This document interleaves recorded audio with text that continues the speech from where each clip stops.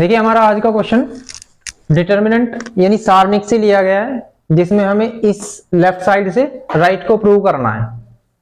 ठीक है, तो देखिए कैसे करते हैं इस क्वेश्चन को। हमारी लेफ्ट साइड लिखी हुई है स्क्वायर प्लस 1 ए बी ए सी, इस तरह से लिखी हुई है। रो एंड कॉलम में कुछ 3/3 का ये डिटर्मिनेंट है। तो देखिए लेफ्ट को लेकर चल रहे हैं, राइट प्रूव करनी है। इसके लिए हमें इस पार्ट में एबीसी से मल्टीप्लाई करनी पड़ेगी, एबीसी से डिवाइड करनी पड़ेगी। ठीक है, जो हम डिवाइड कर रहे हैं एबीसी से, उसको इस तरह से लिख लेते हैं एबीसी से। और डिटर्मिनेंट में सारणिक में हम जब मल्टीप्लाई कर रहे हैं एबीसी से, किसी एक रो या कॉलम में एक नंबर से मल्टीप्लाई कर सकते हैं या तीनों से। कहने का मतलब ये है कि हम ए से इसमें मल्टीप्लाई करेंगे, बी से इसमें मल्टीप्लाई करेंगे, सी से तीसरी कॉलम में मल्टीप्लाई करेंगे। तो देखिए ए इंटू ए स्क्वायर प्लस 1, ए से इसमें मल्टीप्लाई कीजिए, ए स्क्वायर भी, ए से इसमें मल्टीप्लाई करेंगे ए स्क्वायर से। यहां पर हम दूसरी रो में बी से मल्टीप्लाई करने वाले हैं। तो जब हम यहाँ बी से मल्टीप्लाई करते हैं ए बी स्क्वायर, इसमें बी से मल्टीप्लाई करेंगे तो देखो इसमें हमें मल्टीप्लाई नहीं करनी, ऐसे लिख लेना है B into B square plus 1 यानी ब्रैकेट के बाहर, और इसमें बी से मल्टीप्लाई करेंगे तो बी स्क्वायर सी। थर्ड रो में हम सी से मल्टीप्लाई करेंगे तो ये हो जाता है ए स्क्वायर सी, सॉरी ए सी स्क्वायर। इसमें सी से मल्टीप्लाई करेंगे सी स्क्वायर भी, और इसमें सी से मल्टीप्लाई करेंगे पहले की तरह सी इंटू सी स्क्वायर प्लस 1, ऐसे ही लिख लेंगे।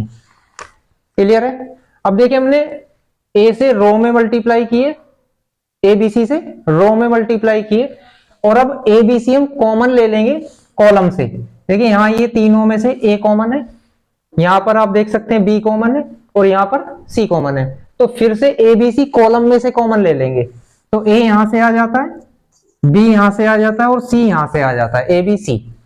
नीचे हमारा ए बी सी डिवाइड जो किया था वो साथ चल ही रहा है। देखिए यहां से ए कॉमन लिया, क्या बचता है ए स्क्वायर प्लस 1।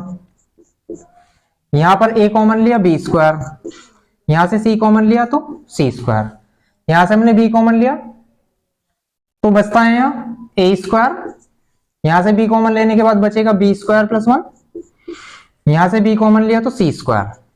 देखिए यहां से सी कॉमन लेंगे, ए स्क्वायर बचेगा, फिर बी स्क्वायर, और फिर सी स्क्वायर प्लस 1। क्लियर है यहां तक। अब देखिए इस एबीसी से एबीसी कैंसिल हो जाता है। हमने पूरा प्रोसेस इसलिए किया है ताकि हमें ये मिल जाए। अब आपको पता ही होगा, या तो हम किसी चीज से मल्टीप्लाई करते हैं या माइनस करते हैं एक दूसरी रो को या कॉलम को। तो देखिए ये कैसे मिलता है, यहां देख सकते हैं हम। अगर हम तीनों रो को एक साथ जोड़ देते हैं तो हमें देखो A square plus 1 plus B square plus C square वो मिल जाता है। यहां पर भी ये बन जाएगा और यहां पर भी ये बन जाएगा। मतलब हम R1 को लिख सकते हैं R1 plus R2 plus R3। ठीक है, तो उससे हमें क्या मिलेगा। देखिए जब हम इस रो में ये और ये भी ऐड कर देते हैं तो हमें मिलेगा 1 plus A square plus B square plus C square. देखिए 1 plus A square plus B square plus C square. इसी तरह से हम इन तीनों को यहां ऐड करके लिखते हैं तो 1 ये रहा, A square B square C square. यहां पर भी ये बन जाता है 1 plus A square plus B square plus C square. यहां पर भी हम तीनों को ऐड करेंगे 1 plus A square plus B square plus C square, 1 plus A square plus B square plus C square. Clear है।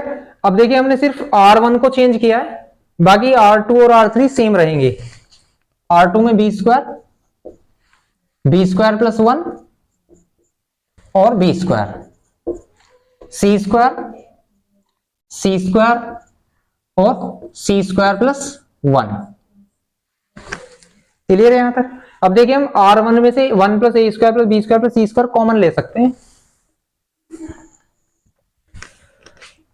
1 plus A square plus B square plus C square हमने ले लिया कॉमन। इसके बाद क्या बचता है R1 में, यहाँ 1 1 1 बचेगा क्योंकि पूरी ही चीज कॉमन ली जा चुकी है। यहां पर 1, यहां भी 1 और यहां भी 1। इसके बाद सेकंड और थर्ड रो इसी तरह से रहेंगी, बी स्क्वायर प्लस 1 और बी स्क्वायर। थर्ड रो सी स्क्वायर और सी स्क्वायर प्लस 1। ठीक है, अब ये आ चुका है। अब इसके बाद हम ये कोशिश करते हैं कि क्वेश्चन में जीरो कैसे बने, मैक्सिमम जीरो बनानी है। इसके लिए आप देख सकते हैं, अगर हम C1 को कॉलम 1 में से कॉलम 2 को माइनस कर दे तो एक जीरो हमारी यहां बन जाती है और एक जीरो यहां बन जाती है। और इसके बाद कॉलम 2 को कॉलम 2 में से कॉलम 3 को माइनस करेंगे तो एक जीरो हमारी यहां बन जाती है।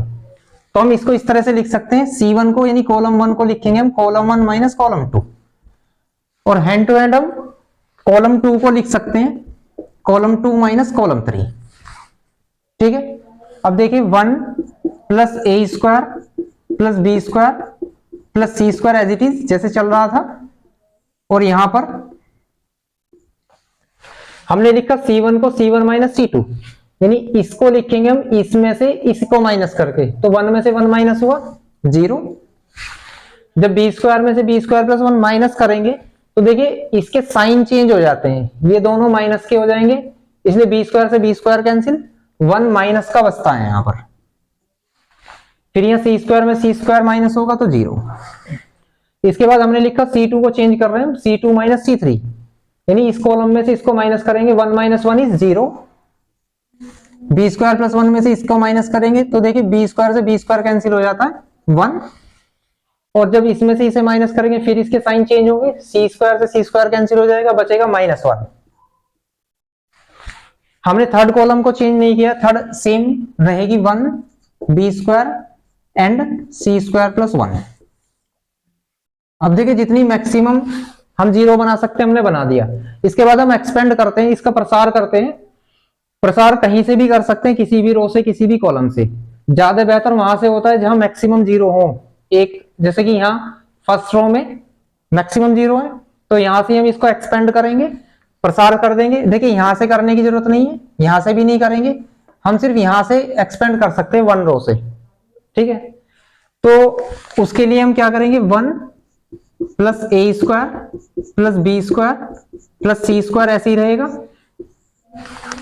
ठीक है, अब देखिए जहां से हम एक्सपेंड करते हैं वो रो और वो कॉलम को ढक लीजिए। इसके बाद जो बचता है इसकी इसमें मल्टीप्लाई माइनस इसकी इसमें मल्टीप्लाई करते हैं। इसकी इसमें मल्टीप्लाई की तो 1 इंटू 1 यानी माइनस के 1 इंटू माइनस के 1, ये 1 हम पहले लिखते हैं, समझ लो ये चीज। इसकी इसमें मल्टीप्लाई कर दी 1 आ गया, और माइनस करके हम इसकी इसमें मल्टीप्लाई करते हैं 0 आएगा। क्लियर है? अब देखिए 1 में से 0 माइनस होगा तो 1 बचा, यहां भी मल्टीप्लाई हो रही है, यहां भी मल्टीप्लाई हो रही है, ओवरऑल यहां 1 बचता है।